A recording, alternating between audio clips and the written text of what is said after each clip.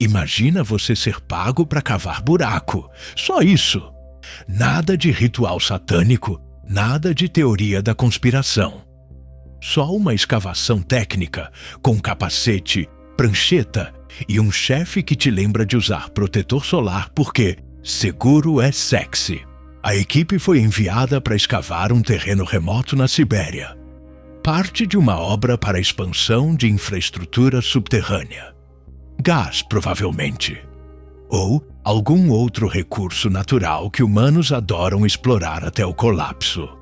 Mas o que eles encontraram não estava nos planos, nem nos mapas, nem no imaginário de quem ainda dorme à noite com tranquilidade. No início, era só solo duro, normal. Camadas geológicas previsíveis, do tipo que qualquer geólogo iniciante reconheceria de olhos fechados e nariz tampado. Mas então a pá bate em algo que não deveria estar ali.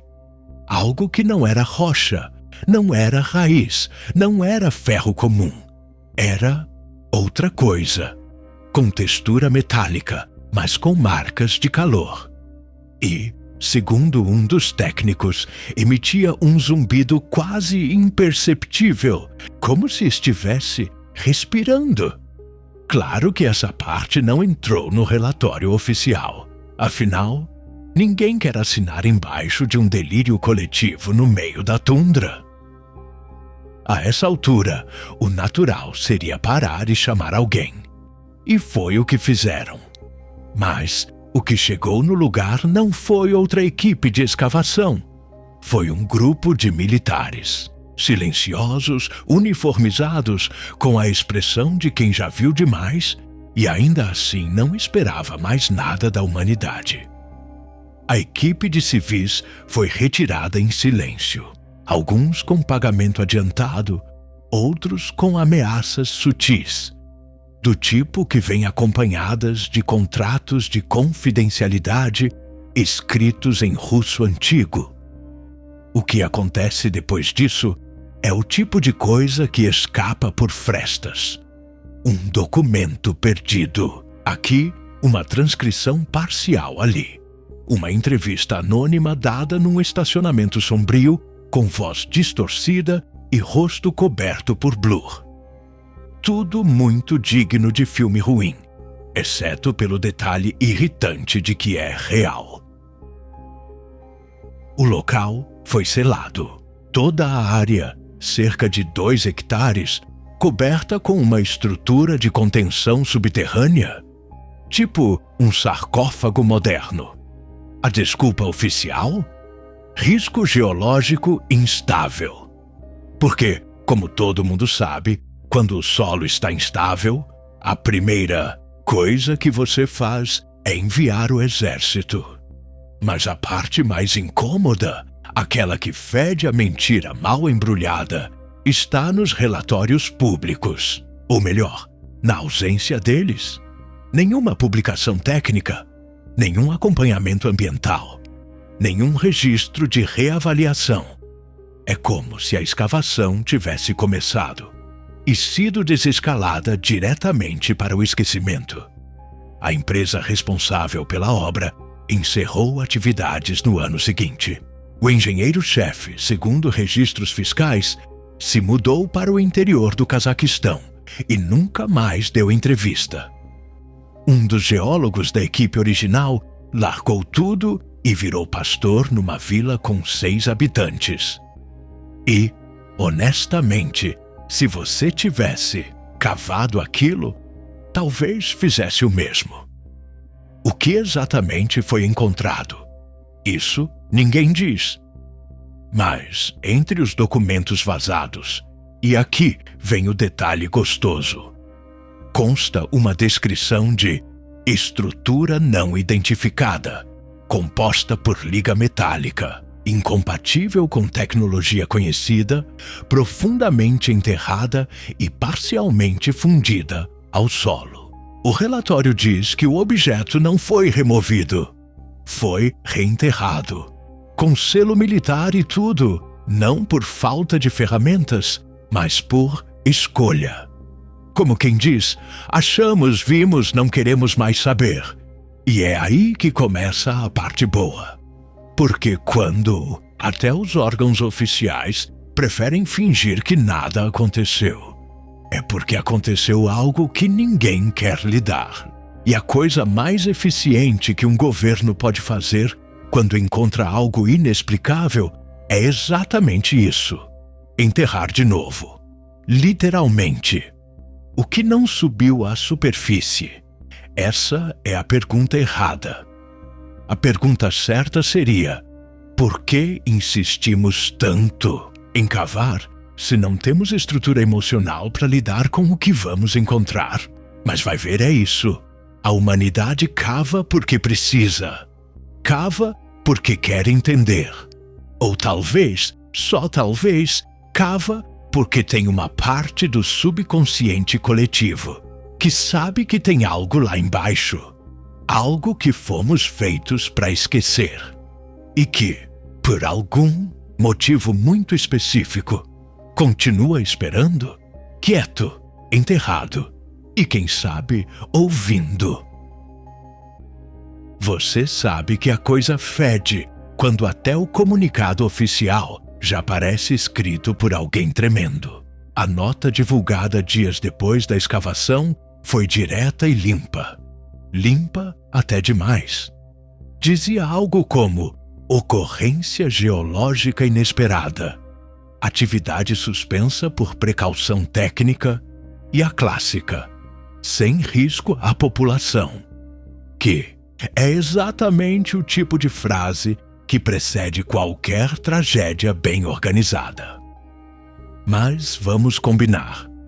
Se tem algo que não combina com tranquilidade geológica, é uma escavação substituída por um cordão militar e drones sobrevoando uma plantação. De nada no meio do nada. Nada grita normal como uma área rural virando zona restrita, com sensores de movimento e caminhões cobertos saindo de madrugada. E claro, sem placas, sem explicação. Só aquele silêncio denso de quem está tentando esconder uma coisa, enterrando outras 3 por cima. Agora, o mais poético é como os dados foram administrados. Porque documentos, você sabe, são frágeis. E a verdade, ainda mais. Um dos relatórios internos da empresa de escavação, que vazou meses depois, num desses fóruns obscuros onde até o CAPTCHA parece desencorajado, trazia descrições que não se alinham com a narrativa oficial. Tipo, camada artificial localizada a 79 metros, material metálico não catalogado, vibração intermitente registrada no perímetro. Isso foi encontrado num relatório técnico, que, depois do vazamento, simplesmente deixou de existir. Sim, sumiu. Versão deletada do site, funcionários instruídos a não comentar e o CEO aposentado por burnout. Aos 42 anos. Você acha que o mais estranho é o que eles encontraram? Não. O mais estranho é a coordenação com que todos fingiram que não foi nada. Ninguém processa, ninguém investiga, ninguém aparece em documentário chorando na frente da câmera. O caso foi simplesmente desabafado para dentro do próprio sistema, como um soluço enterrado no fundo do peito. Agora vem a cereja do bolo.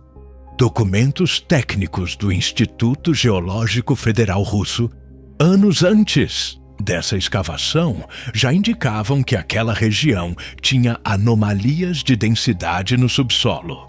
Mas isso foi classificado como erro de equipamento e ninguém reavaliou. Claro, porque o que você faz quando encontra dados que desafiam a lógica? Você arquiva. E depois arquiva o arquivo. Com sorte, num porão, sem Wi-Fi. Uma das partes mais bizarras do caso é a falta de testemunhas dispostas a falar, mesmo de forma anônima. E isso é raro, porque sempre tem um técnico frustrado, um operador de escavadeira com desejo de glória, ou um estagiário ingênuo que solta tudo em troca de like. Aqui, não. O que se tem são fragmentos, sussurros. Um áudio que circulou brevemente em um fórum fechado, voz distorcida, interferência, onde alguém diz: não era uma estrutura, era um padrão. A Terra repetia algo como se tivesse sido organizada por dentro. Aí você pensa: beleza, provavelmente um trote. Gente criativa, com tempo livre e acesso a softwares de edição. Pode ser, mas também pode não ser. E é esse pode não ser que transforma essa história numa pulga permanente na parte do cérebro que lida com o sono. Porque quando até o material escavado desaparece, é porque o buraco não era só físico, era diplomático, era existencial. E aí a gente começa a entrar no terreno onde o real e o plausível se encaram sem piscar. Teve até jornalista que tentou cobrir o caso. Helena Trofimova, correspondente de um jornal regional, publicou uma matéria sugerindo interferência federal em uma obra civil. Ela mencionou movimentação atípica, presença de viaturas sem identificação e, veja só, helicópteros pousando de madrugada. A matéria saiu numa terça, na quarta foi editada, na quinta sumiu e na sexta o site do jornal estava fora do ar por manutenção. Isso tudo é coincidência? Talvez, mas talvez também não seja. E no mundo em que a gente vive, talvez já é bem mais do que o suficiente para ativar o modo paranoia. O mais curioso, ninguém nunca explicou o porquê da obra ter sido cancelada. Ninguém apresentou outro projeto, nem justificou o investimento perdido. Só enterraram a escavação com a mesma pressa com que enterram verdades inconvenientes. E honestamente, essa é a parte que mais assusta. O nível de tranquilidade com que se apaga uma anomalia. Sem escândalo, sem gritaria, como se enterrar perguntas fosse apenas mais uma etapa do protocolo. Então sim, eles cavaram. Encontraram algo. E depois fingiram que não. Mas você já sabe como funciona. Quando tudo parece calmo demais, é porque alguém andou reescrevendo a realidade. Com pá e concreto. Agora respira fundo, porque essa parte não foi feita para dar conforto.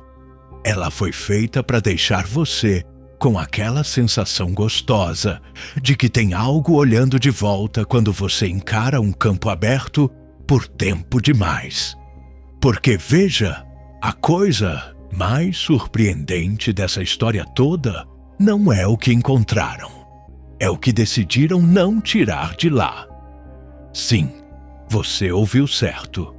Eles cavaram, encontraram e, em vez de isolar, estudar, trazer para cima, catalogar, como qualquer instituição científica faria, eles simplesmente decidiram enterrar de novo, lacrar, cobrir com camadas extras de solo e emitir uma ordem formal de não retorno, com selo de segurança máxima e linguagem burocrática tão vaga que beirava a poesia. Aparentemente, a resposta mais sensata ao inexplicável foi melhor não mexer.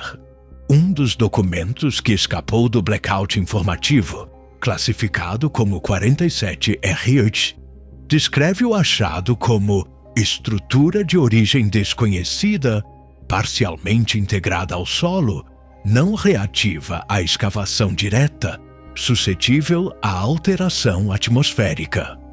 A recomendação: preservação subterrânea, com blindagem geotécnica até segunda avaliação.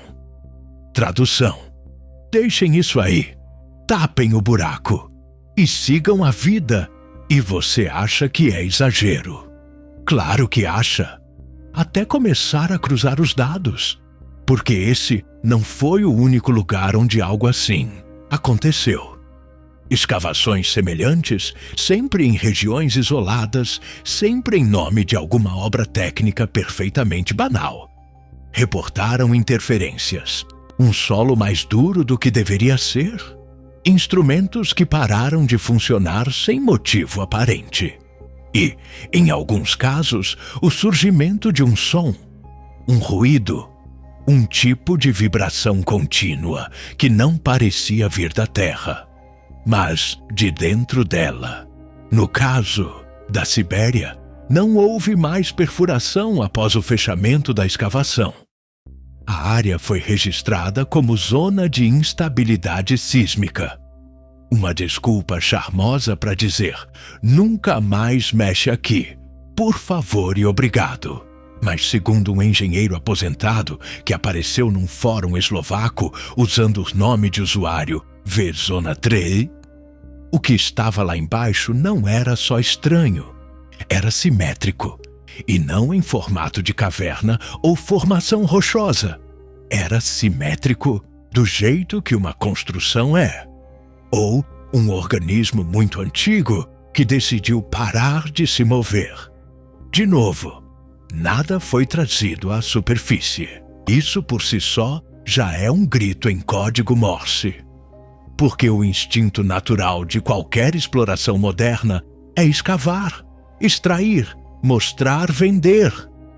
Mas quando a ordem vem para selar tudo e sumir com qualquer traço de escavação, aí é porque alguém viu demais ou ouviu. Você se pergunta: e se fosse perigoso? E se extrair aquilo provocasse algo? Um colapso estrutural? Uma contaminação? Uma reação? Ótimo raciocínio. O problema é, se era perigoso, por que diabos estava lá? Ou pior, quem colocou? O mais tenebroso disso tudo é que o silêncio sobre o conteúdo parece ser mais importante do que o conteúdo em si. Porque enquanto o objeto permanece enterrado, a verdade fica suspensa. Ninguém afirma, ninguém nega. Só existe o vácuo, a ausência. O buraco, ironicamente, agora é a única coisa intacta. Algumas teorias surgiram, claro, porque a internet é um celeiro fértil de gente com tempo livre e arquivos em PDF duvidoso. Teve quem disse que era uma antiga instalação soviética de monitoramento sísmico. Outros juram que é parte de uma rede de estruturas globais enterradas há milênios, pré-humanas, interligadas por frequências que a gente ainda não consegue medir. E há os que dizem, simplesmente, que era uma cápsula.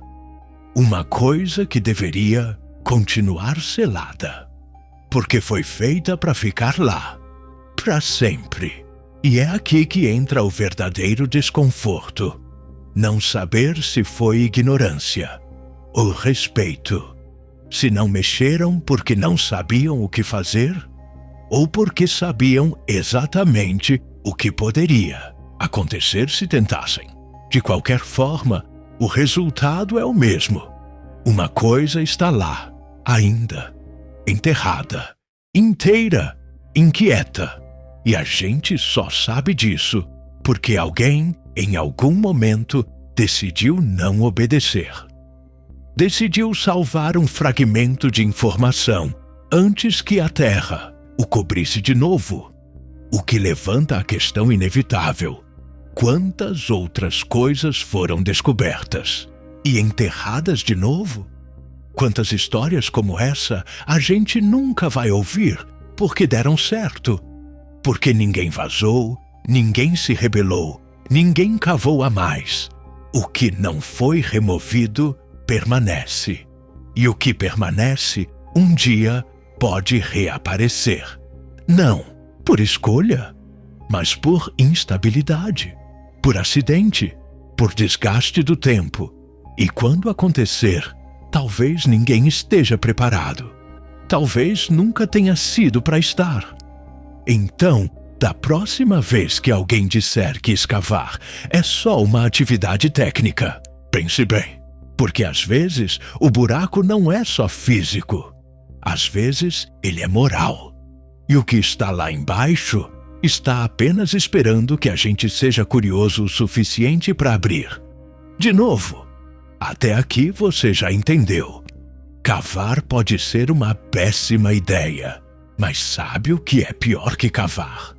Cavar e perceber que o que está embaixo já sabia que ia ser encontrado. Porque esse bloco aqui não é sobre o que foi visto, é sobre o que não pode ser explicado. E por isso mesmo, foi documentado em silêncio, arquivado como erro de medição e enterrado com selo de segurança e um forte desejo coletivo de amnésia.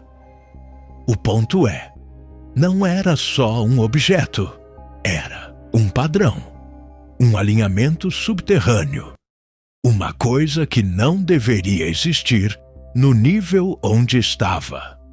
Porque, segundo os dados geológicos, os mesmos que enchem livros e são aceitos sem muita discussão, certas camadas da crosta terrestre simplesmente não podem conter estruturas regulares. São sedimentos milenares, formados antes da humanidade aprender a não comer pedra. Mas ali estava, uma sequência simétrica, resistente, com compostos que não batiam com nada conhecido, nem natural, nem humano. E essa parte não é ficção. Foi registrada num relatório técnico interno da Universidade de Tomsk, que vazou por cerca de 36 horas antes de ser removido de todas as plataformas. O tipo de coisa que some rápido demais para ser erro e lento demais para não deixar rastro. Você pode até tentar racionalizar. Ah, deve ter sido formação geológica bizarra, coincidência mineral, coisa de placas tectônicas em crise existencial. Claro, pode ser, mas também pode não ser, porque uma formação mineral comum não interrompe a escavação, não atrai intervenção militar e definitivamente não causa bloqueio aéreo de 3 dias sobre uma área desabitada. A menos que alguém esteja tentando esconder uma pedra muito importante ou muito viva. E aí entra o charme do absurdo. Teve mais de um caso. Relatos parecidos surgiram em áreas da Mongólia, do deserto do Atacama e de uma mina desativada no sul da África, onde um grupo de mineiros encontrou uma estrutura semelhante a uma cápsula oval, embutida em rocha datada de 2 bilhões de anos. E antes que você ria, o achado foi publicado em 1982, na revista Nature, e depois ignorado com a graciosidade de quem vê um cachorro de 3 cabeças na rua e finge que é só efeito de lente. Esses padrões, vamos chamá-los assim, já que ninguém quer usar o termo estrutura inteligente sem atrair gente com antena de alumínio. Compartilham algo em comum. São inacessíveis, inquebráveis e não respondem a estímulo. Isso por si só já seria digno de estudo. Mas, em vez disso, o que fizeram? Enterraram. De novo, fecharam acesso, classificaram como instável e soltaram comunicados sobre risco de deslizamento. Como se uma coisa que sobreviveu a milhões de anos de pressão tectônica fosse desabar porque alguém apontou uma câmera. E aqui a gente começa a considerar a hipótese desconfortável. Talvez essas estruturas não sejam acidentais. talvez estejam onde estão por um motivo. Talvez o planeta não seja só nosso quintal, mas também nosso cofre. E alguém depositou coisas nele. É nesse momento que surgem os nomes que fazem as universidades revirarem os olhos. Michael Cremo, Zecharia Sitchin, Erich von Däniken. Gente que escreveu livros dizendo que o passado da humanidade não é linear. Que antes da gente existir com polegar opositor, outras inteligências passaram por aqui. Construíram, ocultaram, foram embora ou ficaram em modo silencioso. Mas o que fazer com isso? Ignorar? Rir? Reenterrar? Parece que sim, porque reconhecer qualquer fragmento dessas teorias significaria reescrever toda a narrativa da civilização. E reescrever a história, como você bem sabe, dá muito mais trabalho do que só apagá-la, ou enterrá-la, ou transformar em piada de documentário no canal pago às 3h da manhã. O que se esconde embaixo de tudo não é só rocha, é desconforto, é a lembrança de que a gente não sabe quase nada sobre o lugar onde pisa, e que toda nossa arrogância civilizada pode ser soterrada por uma estrutura que não emite som, não brilha, não grita, mas está ali, esperando, sutilmente. Paciência de quem já viu civilizações inteiras nascerem e desmoronarem como castelo de areia. O mais elegante disso tudo é que o silêncio ao redor desses achados não é só medo, é reverência. É como se, em algum nível instintivo, mesmo sem entender, as autoridades soubessem que não deveriam mexer. Que mexer é romper um contrato tácito com algo maior, mais velho e absurdamente mais paciente.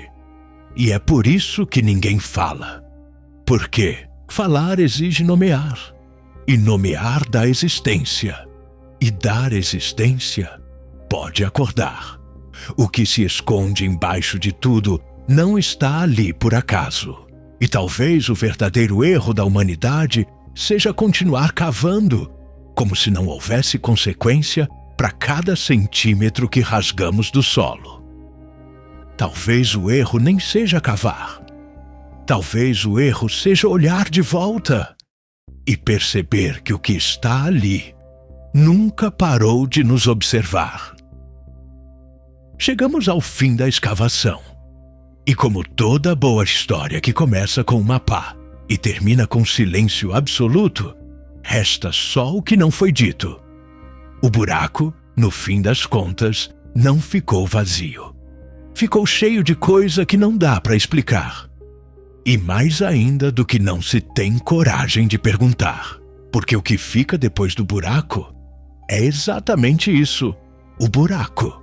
Ele continua ali, presente, fechado, mas não encerrado. Tapado, mas não apagado. É o tipo de coisa que não vira ruína. Vira cicatriz. A superfície foi recomposta. Grama replantada. Estrada remapeada. Arquivos reorganizados com tanto zelo que parecem nunca terem existido. Quem viu, não fala. Quem pergunta é educadamente ignorado.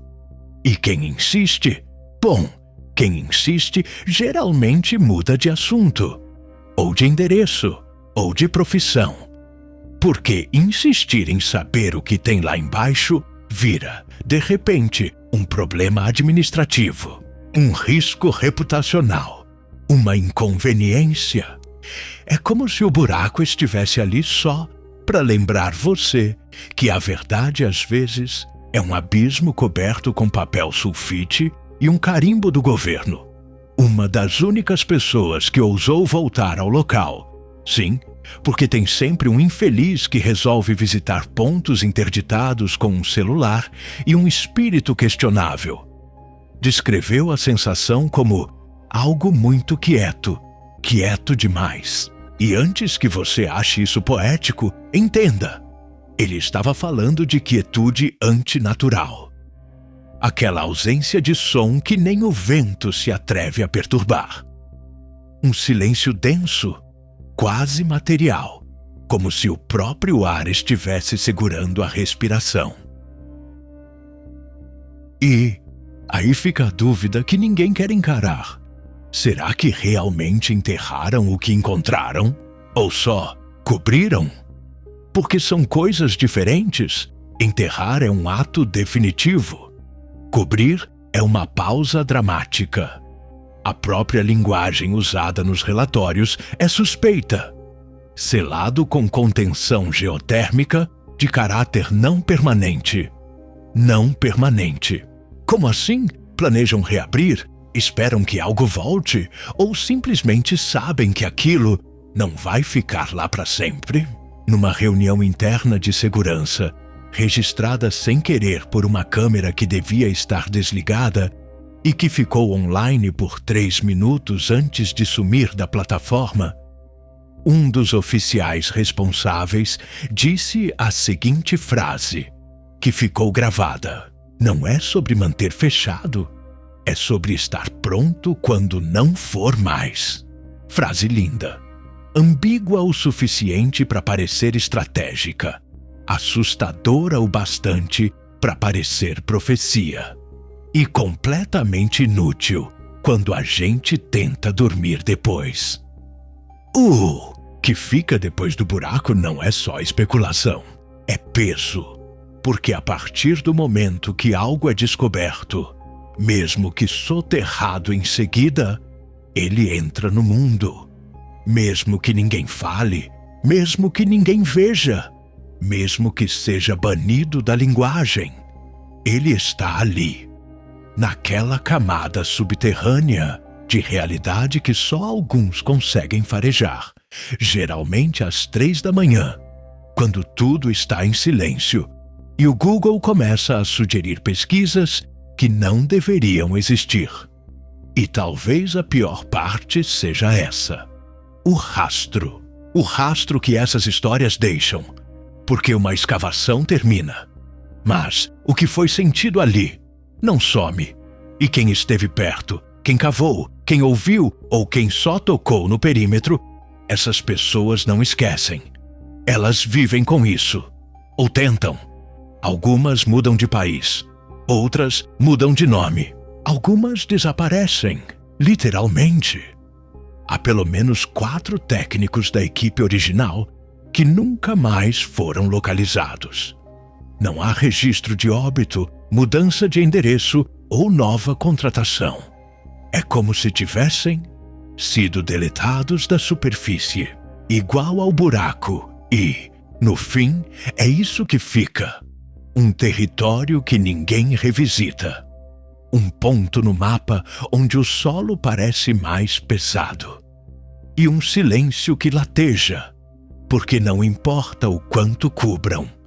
O que está lá embaixo sabe que foi visto, sabe que foi sentido, sabe que não está mais invisível. Talvez um dia algo aconteça. Uma erosão, uma falha sísmica, um acidente idiota com uma escavadeira.